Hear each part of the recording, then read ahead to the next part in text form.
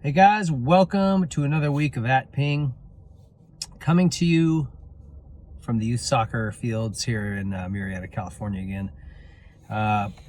More training for the kiddos, so time to get this done. Got a few questions today coming from different people. Let's start with somebody that calls themselves Hooligan. It says, Ping, any chance we can get you to take one more swing at it? And he's just got a picture of the tornado. Those of you who remember that bike and that story, that was a special one. He's referring to a story I did in Racer X years ago about a Chinese bike that we turned into a race bike, and wrote this whole tongue-in-cheek story about a factory ride that I got with them, which was all fictitious.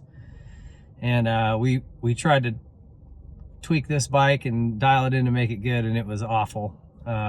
Anyway, funny story if you can find it. It's back in the days of Quirk, and where formatting was a little tougher, so it's hard to find in a good format, but really fun. So no, we're never getting that thing back out.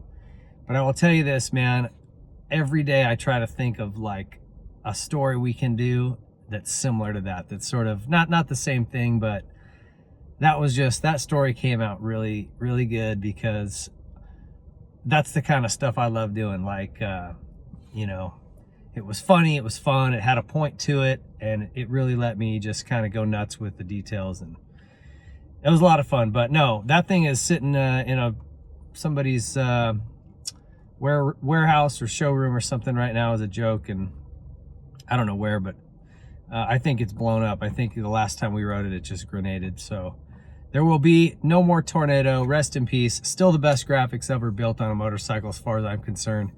The Throttle Jockey guys, we still joke about that and send each other pictures here and there. So funny stuff.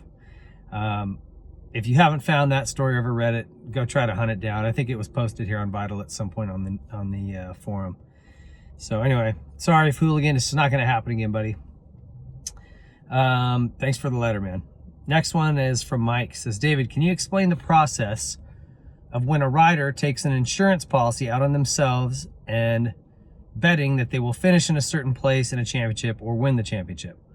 Is this legal gambling on a rider, and does the insurance company, say Lloyds of London, that covers the policy, calculate the risks and deem it a good risk? Didn't Reed do this? When are they going to start betting on the races in Vegas? Thanks for the great content, Mike. So yeah, Lloyds of London is the one that most folks use. And some of the riders do that. They'll take out, Jeff Emig, for instance, he had a career-ending policy with Lloyds of London. A lot of the top guys do this. I think Weston Pike had one. Anyway, they basically, Lloyds of London calculates out your average finishes. If you're betting, like we used it for Ben Townley when we had him riding for TLD. For us to tell him, like, okay, your championship bonus is going to be, X number of dollars. It's sometimes, for a guy like that, it's too much money for a company like Troy Lee Designs to actually cover. So if we go to Lloyds of London and say, hey, we're going to bet that this guy's going to win this championship, how much would we have to pay? And they'll go in and look through Townley's entire career, all of his race wins, finishes, injuries. I mean, they'll calculate all of it and say, okay, he's got about this percentage of a chance of winning this title on paper. And given that, they've got a chart that basically lays out how much it would cost. And so for us, we bet his wins. So his race wins were X number of dollars. And we covered, I think, up to a certain amount of dollars. And then if he earned more than that, then they started paying, and then if he won the championship, that was all covered under them. I think it was $1 million. He would get paid, and I think it cost us 30 or 40 grand, maybe something like that for that.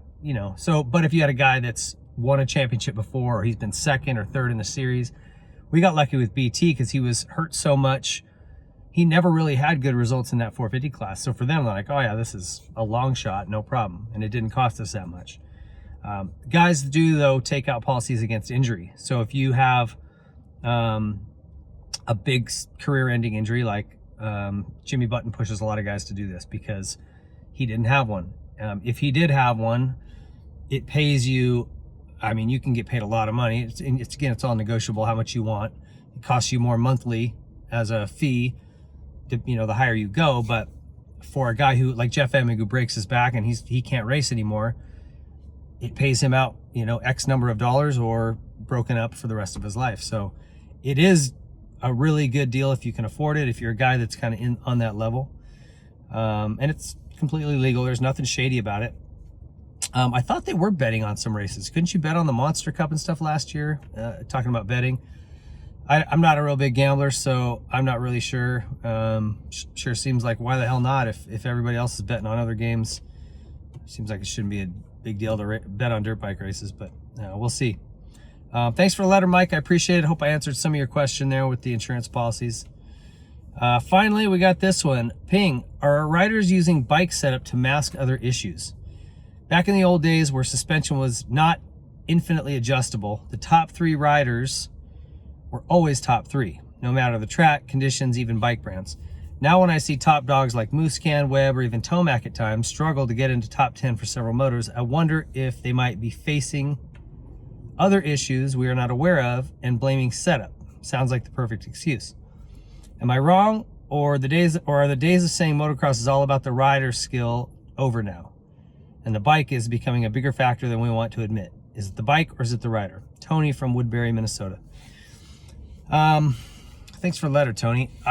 I think that it has changed for sure, but I think motocross will always be a bigger component of the rider than the bike. I just don't think, given the surfaces that we're racing on and the way tracks change, that it's ever going to be like car racing or even road bikes, where electronics and that just it gets to a point where your bike is as big or bigger factor than the person driving it or riding it. It's one thing I love about moto. I don't think that'll ever happen. We'll never get to that place. But when you have bikes that are advanced as far as ours have gotten, and riders are pushing them and riding them to the limit at that level, comfort is everything. Comfort is absolutely everything, because it's just very true. It's just a reality that you can have a bike working great on one track, and you go to another track with different soil, different bump types, or maybe even the rider's just having an off day. He's just not feeling it, and so he's like, I'm not comfortable, and they'll start chasing things. And there's days, I've had plenty of them, and you just never get there. You never find it, and you're uncomfortable all day long. And that's not BS. This is a very mental sport. It's very tough for a lot of different reasons. And, it's not BS. It's, these guys are true. They're struggling they want to just get comfortable. And then once they're comfortable, then you can focus on really pushing hard and going for it. But if you're back there just trying to keep on 2 wheels, which some of these guys, it happens. The best guys in the world, Tomac, Roxon, Muscan, these guys are having some bad days. And I think we've just got so many guys right now that are going so fast that if you're having an off day, you're going to get 8th. There's just that many good dudes. Back in I don't know how far back you're talking, but like if you look at that window when it was Ricky, James, and Chad, they were kind of the cream of the crop. Wyndham was up there, but those 3 guys could go down in the first turn and still get back to 3rd. It's just not like that anymore. So I don't think, you got to look at the area. You got to look at how deep the field is. It's a phrase I'm so sick of hearing, but it's true. At times in the 90s, there was a ton of talent. During Jeremy's heyday, it was probably the same 3 guys finishing the top 3. So it just changes given the era. But I think right now we've got so many fast riders that if you have an off day or you miss it on the setup, you're not going to be top 3, probably. So it's not an excuse. I'm sure riders will blame bike setup when they're just not feeling it, because that happens too. But there's also days when you feel fine, like you're ready to go, but the bike just won't work. And that's probably even more frustrating, but I wouldn't say they're habitually blaming the bike and using that as a way out. I think there's a lot of truth to it. So cut them some slack. These guys are going at a level and at a pace that, one mistake and you're in the hospital. So Big consequences, big penalties for these guys going down at that speed. So thanks for the letter, man. I appreciate it. Hey, remember, send in your questions on video. Just take a little clip like this and shoot it into us.